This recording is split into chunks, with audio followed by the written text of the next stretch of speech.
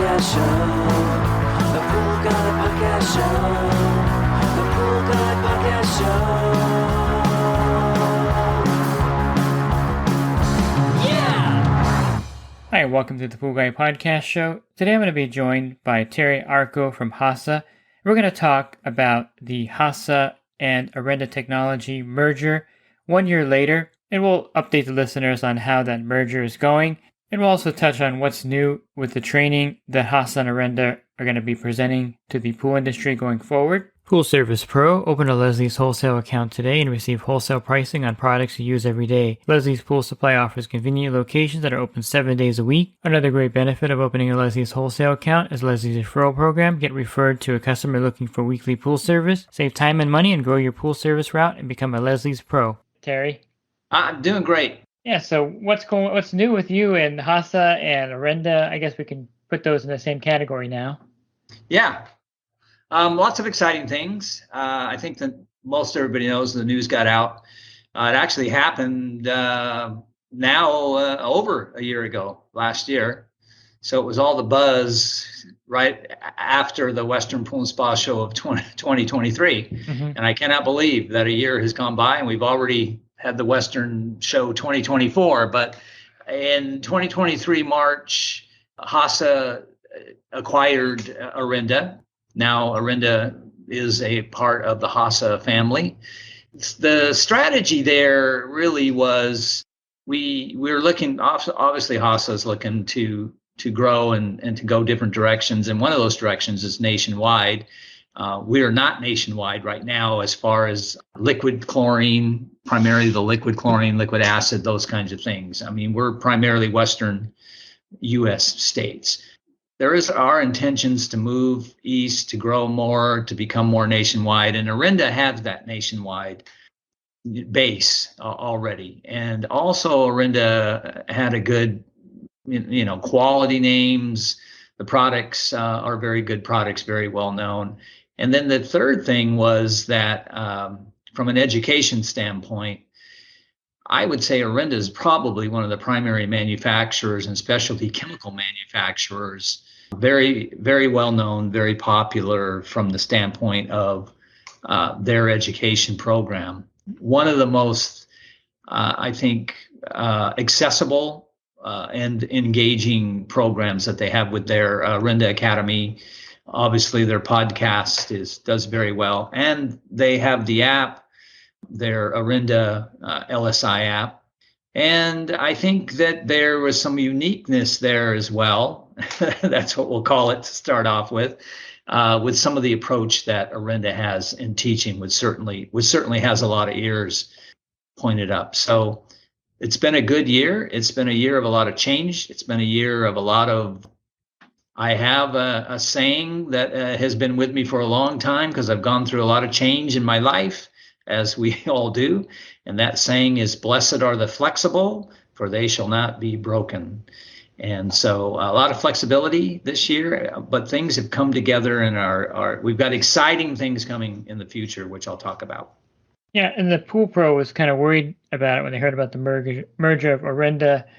You've heard of mergers and the product kind of disappears and they just acquire the company. And I guess I would say some people fumble mergers in some way.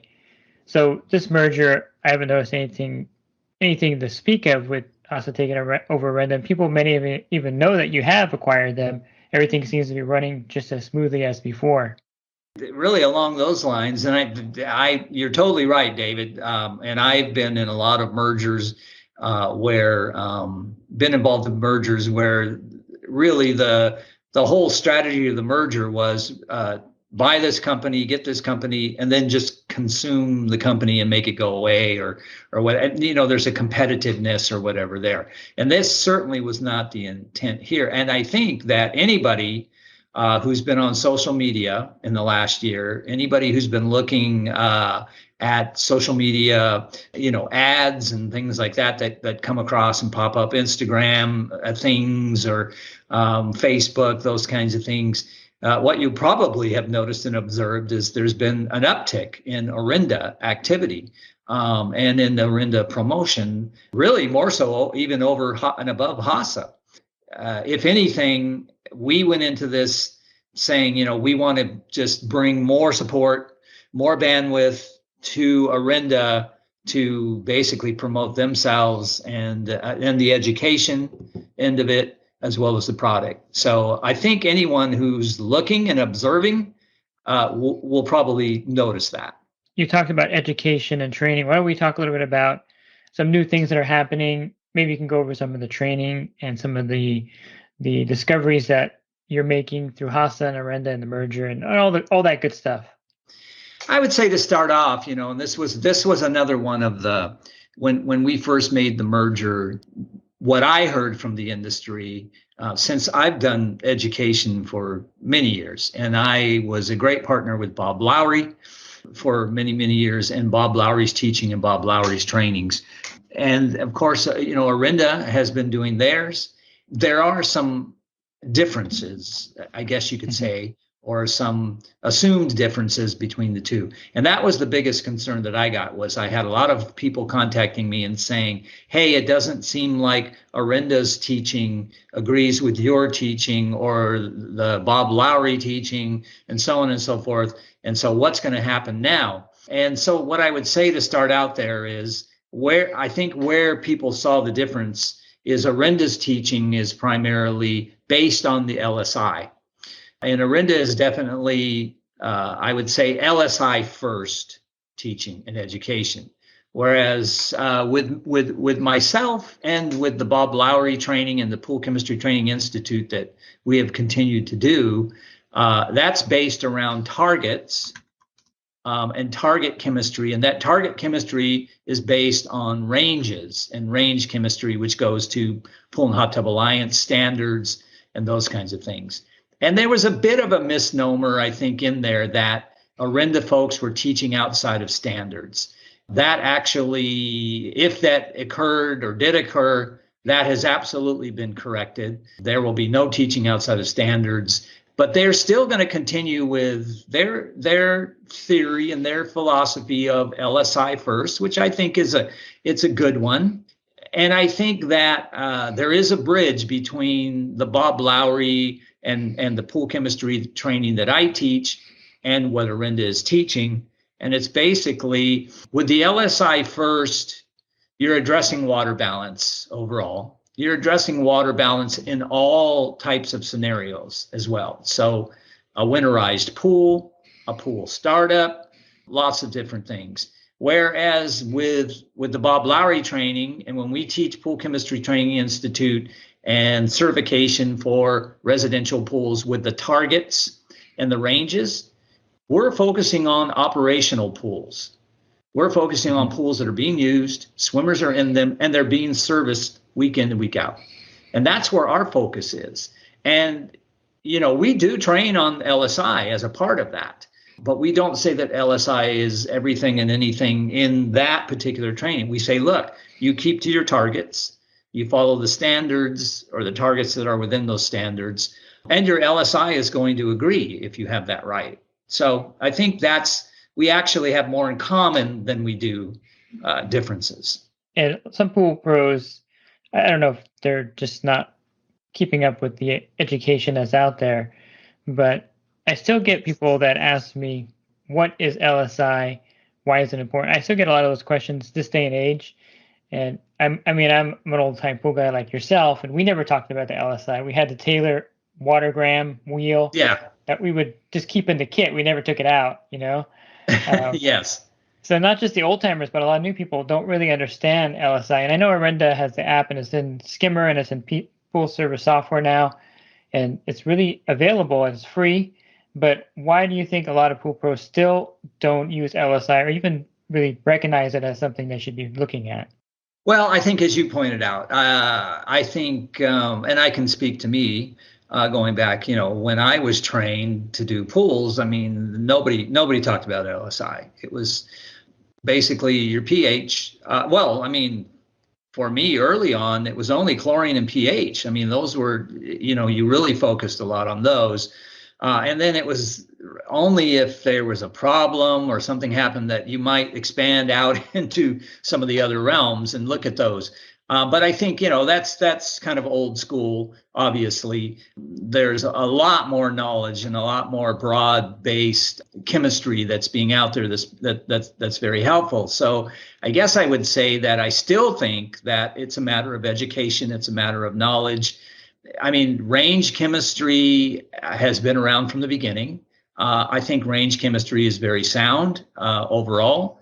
I think that Orinda, in a sense, has revolutionized a lot of water balance overall in pools by bringing more of a focus to the LSI and more of an education to the LSI, and how, we're not talking about disinfection, but we're talking about water balance, which has to do with comfort of swimmers. It has to do with the surfaces of the pool, primarily equipment and those kinds of things. So I think it's just an education thing, and I think it's going to continue to grow more. Yeah, and I think as new people come in and they're searching for education, I don't think our generation really got into the industry looking for any educational opportunities. There wasn't really any out there for us. I mean, there was really nothing beyond you come work for a pool company and they just tell you how they do things, and you just follow that kind of method of working. So things are a little different, and education, like you said, is much more readily available to the pool pro that's looking for that. Yeah, I mean, I think, there's two other things when I did pools, and I think even a lot of pool pros still today, even, two other things like temperature of the water. We didn't understand temperature of the water and how that was going to affect our chemistry necessarily. We just knew, hey, the water's cold, and so my chlorine lasts longer. Hey, the water's hot, and I have to use more chlorine. But we didn't really have an understanding of how that affected balance. And then the other thing too that we never were aware of very much or looked at was total dissolved solids and TDS. And so right there, you've got two very important aspects of the LSI that we were, I hate to use the term ignorant, but I guess we were ignorant of the absolute effect of just those two things in a pool that they're going to have. So what's new on the horizon with education, training, and any new discoveries? Yeah, so, well, first of all, on the commercial end, Orinda has just launched what they call a commercial academy. So if you want to check that out, just go to orinda.com, and it's a course you can go through online at your own pace. It doesn't cost anything, but it's a lot of good information for commercial operators and commercial pools. Certainly not anything to replace a CPO class or whatever, but just additional knowledge, if you're looking for that. So that's new and has just started. Also, we are in the midst of, so I've been doing the Bob Lowry PCTI, Pool Chemistry Training Institute residential certified course. And pretty much we've been following in Bob's footsteps on how that's done. We have a 256-page book that Bob wrote. We take a pretty intense day of 8 hours, and we rip that book apart and go through it very thoroughly. With some very thorough slides and things and demonstrations, and then an exam at the end.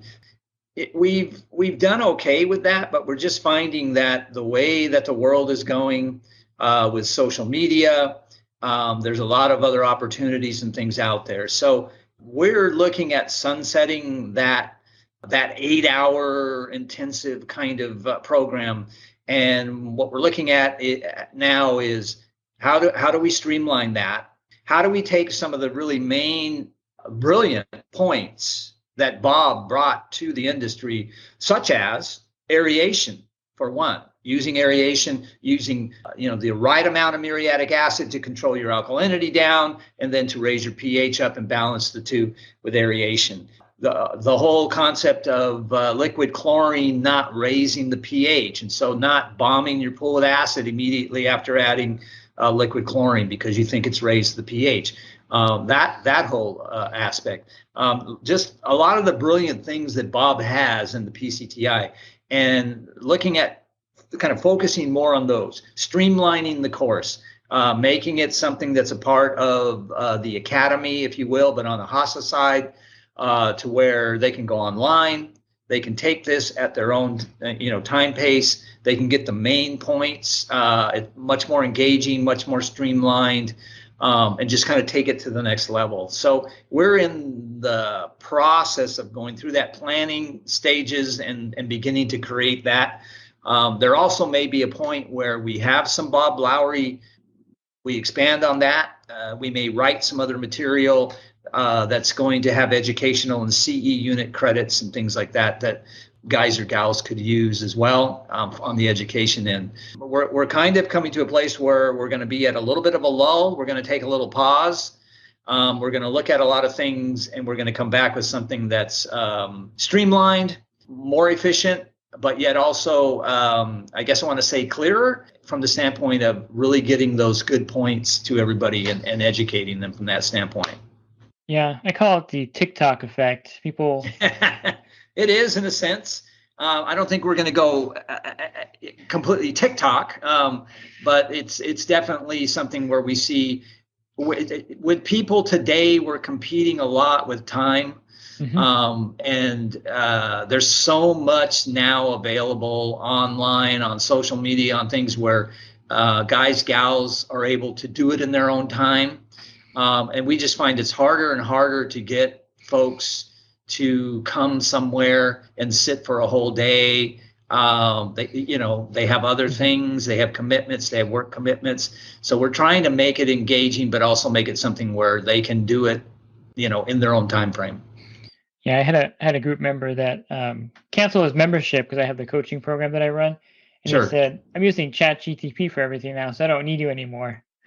Like, all right. Well, that's kind of like saying AI is going to replace everything too. And I have my opinions about that. I don't agree with that completely either, because I feel like you have to know where the information's coming from, and you have to know that it's reliable and it's substantial and truthful. And I think that's the weakness with AI, is because you can gather a lot of information very quickly, but then it becomes, well, where did that information come from? Mm-hmm. And is it true? Is it not true? Is it proven? Is it unproven? What? So that's where my concern is there. Yeah, speaking of Bob Lowry's training, I get a lot of people that ask me questions about the 7.5% cyanuric acid to free chlorine level. And one of the questions I get asked a lot, and Bob Lowry did a lot of interesting studies on borates in the pool.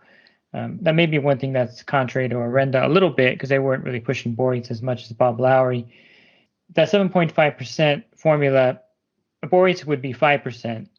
If you use borates, it's what we call the free chlorine to CYA ratio. Mm-hmm. And it basically, just to explain it, what it basically is saying is that for whatever level of CYA you have, there's a certain ratio of where you have to keep your free chlorine, and so that free chlorine is effective, particularly, mainly, and this was Bob's messaging on this, was in order to prevent algae from growing in the pool. That was primarily it. And now Bob would say that if you were theoretically, if you were killing algae, then you're also killing bacteria too. So basically, the whole thing of the free chlorine to CYA ratio was to ensure that you were keeping enough of a residual, a maintenance level of free chlorine in the pool, so that you're keeping that pool from algae coming into the pool and proliferating, and also that you're effectively killing bacteria and keeping it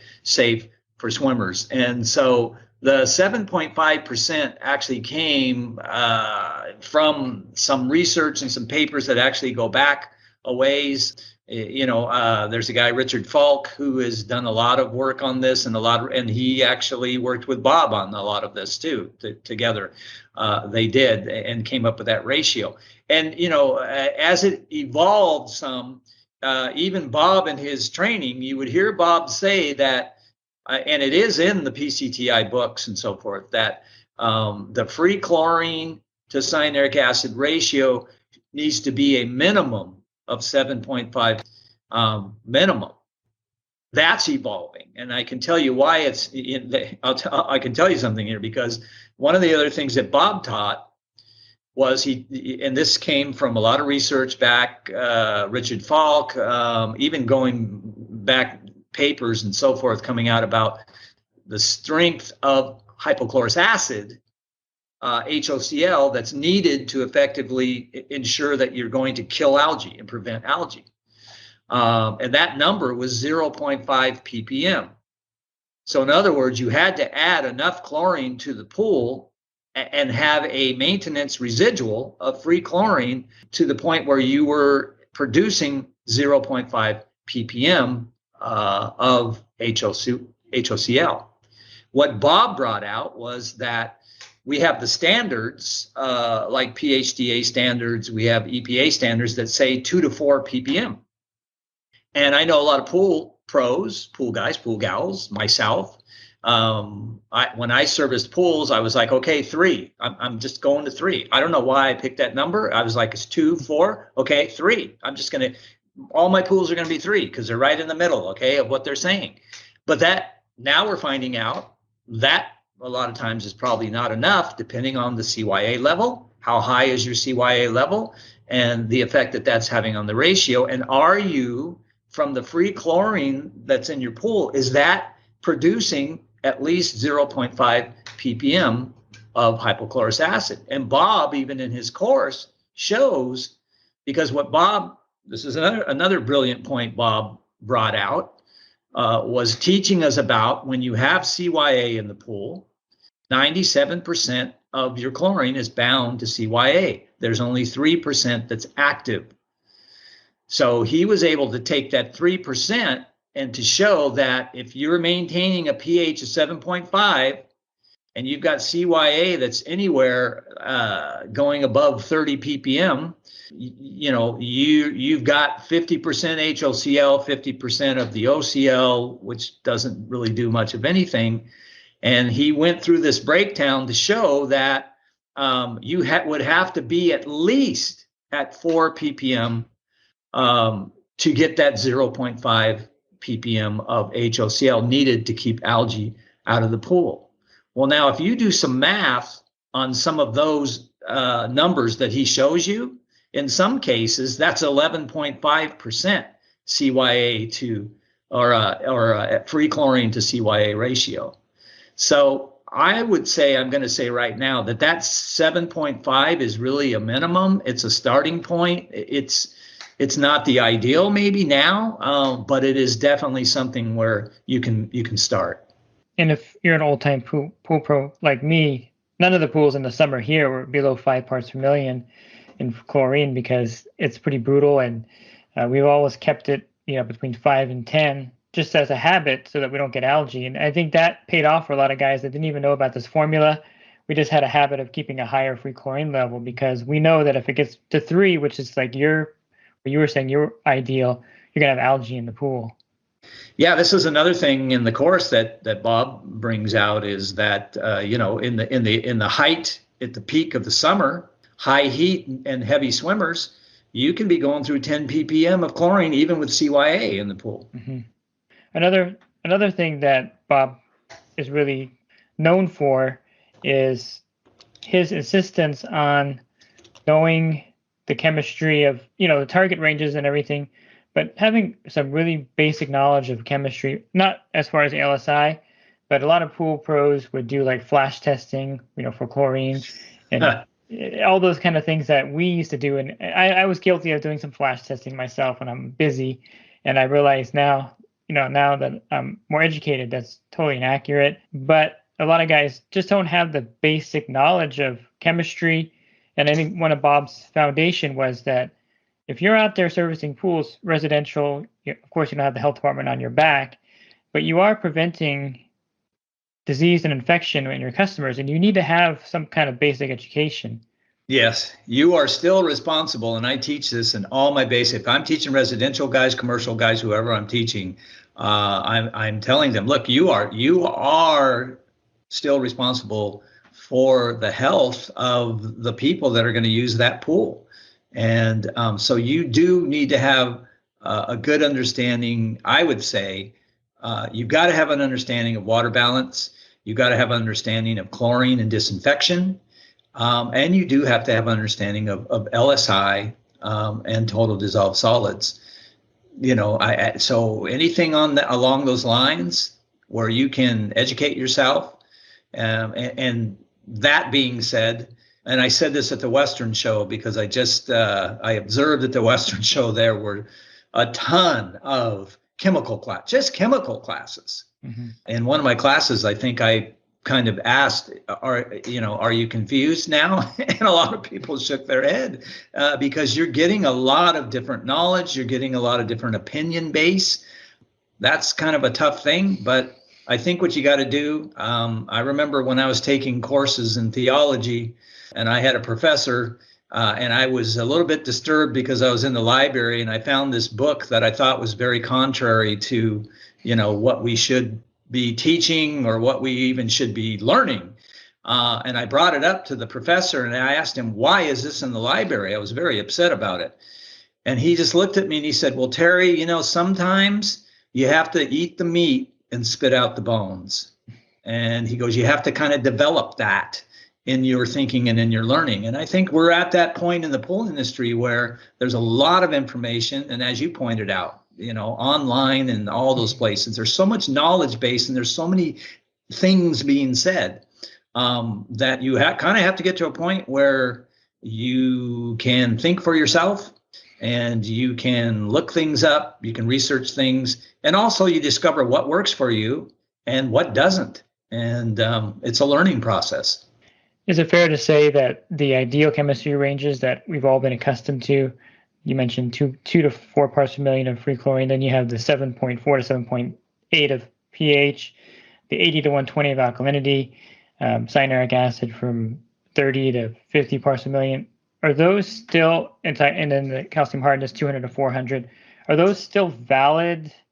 I think very valid still. I don't think those necessarily change, but I think what has changed, the way the water is reacting to things now. Things are different in a lot of ways. And so I guess the number one thing I'll bring out right now is, the pH rising. When I did pools, we didn't so much have those issues with pH rising as much as it's an issue now. And I think it's more of an issue now because of the way pools are being built and designed to where you have more bells and whistles. You have waterfalls, you have fountains, you have raised spas that spill over. You have negative edge pools. We didn't have negative edge pools when I did pools. Negative edge and those long drop negative edge things are bubblers. We didn't have bubblers when I did pools.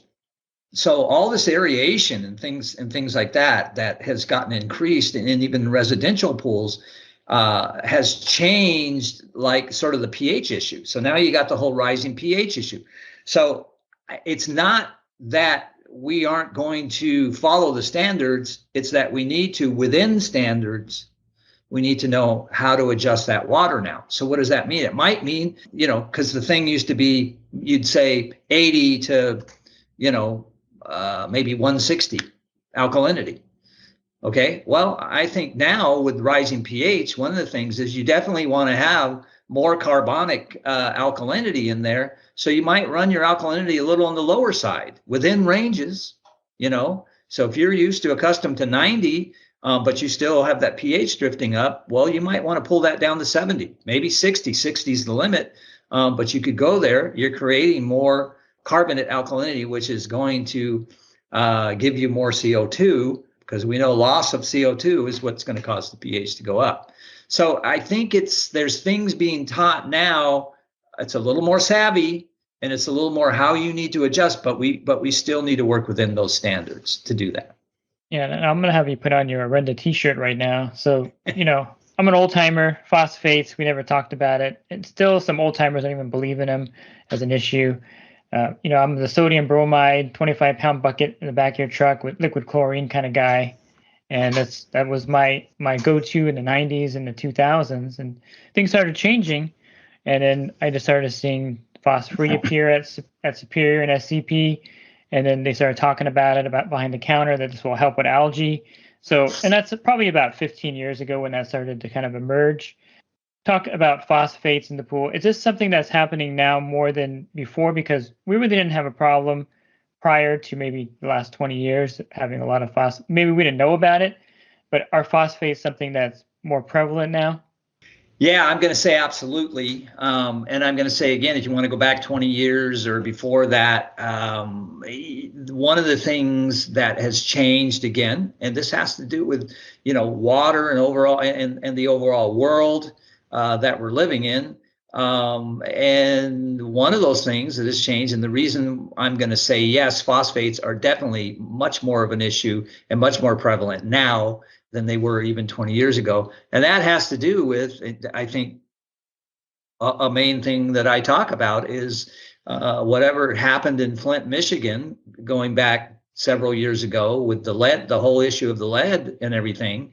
And that was a criminal situation going on there, and the EPA got involved. And one of the things the EPA found out about Flint, Michigan, that was causing their source water to absorb lead is that they were not practicing any kind of anti-corrosion process to keep those pipes from corroding and breaking down and putting lead into the water. So the EPA got all over it. Well, when that happened, a lot of your water municipalities really woke up and realized, hey, we need to make sure that we have an anti-corrosion process or method in place. And the EPA got a lot more involved also in enforcing whether these drinking water municipalities were practicing anti-corrosion methods. Well, the primary, and if you can look in the EPA papers, you can look this up online, and you can find the papers that they put out to the municipalities. And one of the biggest, the primary anti-corrosion method that EPA puts out there to the municipalities is the use of a chemical called zinc orthophosphate. And zinc orthophosphate is a powder. They put it in, it goes in, it coats the lines, and it protects the lines from corrosion. Well, I'm going to say 98 to maybe 99% of municipalities now treating water are using zinc orthophosphate in their lines, which was something that wasn't being done, say, 20 years ago now. So now when they treat that, when they do that treatment, you've got direct, and it's orthophosphate. So by the way, I should point out, phosphates are in compounds. They break down. They can't break down any further than orthophosphate.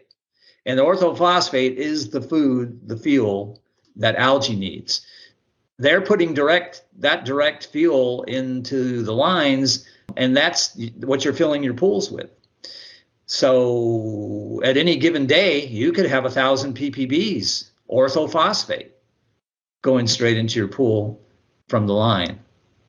Yeah, it's interesting, because it's not just the old timers didn't believe in it. It just probably didn't exist as bad back then as it does now.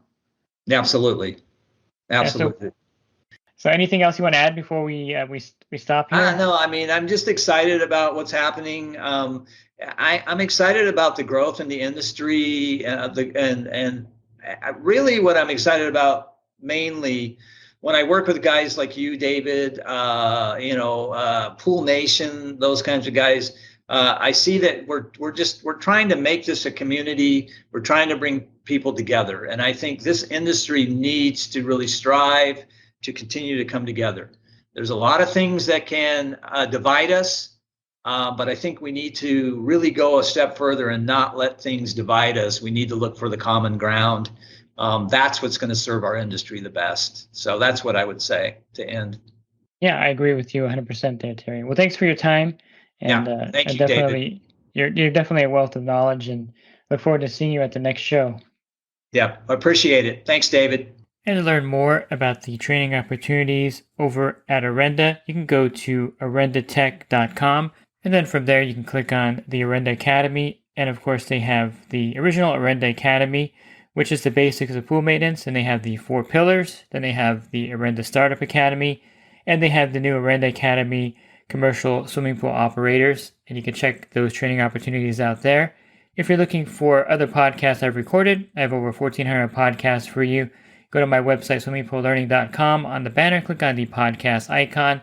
And from there, you can, of course, listen to those at leisure. And if you're interested in my coaching program, you can learn more at poolguycoaching.com. Thanks for listening to this podcast. Have a great rest of your week, and God bless. Real quick, if you're not using pool service software, try Skimmer free for 30 days at getskimmer.com/poolguy. Again, that's getskimmer.com/poolguy. Skimmer, everything you need to run your pool service business all in one app. Pool Service Pro. Open a Leslie's wholesale account today and receive wholesale pricing on products you use every day. Leslie's Pool Supply offers convenient locations that are open 7 days a week. Another great benefit of opening a Leslie's wholesale account is Leslie's referral program. Get referred to a customer looking for weekly pool service. Save time and money and grow your pool service route and become a Leslie's Pro.